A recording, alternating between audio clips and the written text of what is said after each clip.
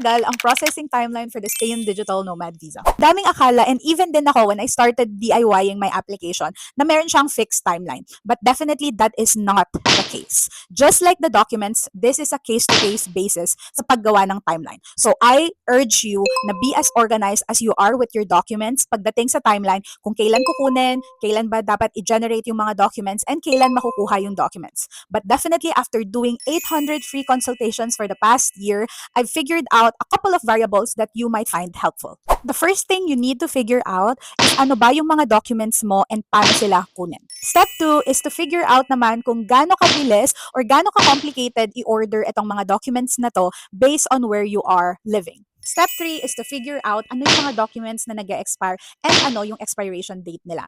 And then based on this, you can now plot it out kung kailan ka mag-a-apply and kung saan ka mag-a-apply. Now that alam mo na yung timeline mo for the processing of your documents and your submission, now you have to think about yung processing times once you submit it. While it's different, yung processing time sa BLS Manila or Cebu and processing times when you apply directly in Spain in UHE, definitely you have to remember that July and August, December and January are months that you need to avoid because those are usually the months na medyo slower ang processing times and masyadong maraming kalat-kalat na holidays. So definitely I try my best to avoid that with my clients, and you should too. Make sure you save this so hindi ka bigla ang magra-rush and hindi ka masyadong maagang kumuha ng documents na masayang lang sila and mag-expire. Kasi sayang talaga yan sa time and sayang sa pera.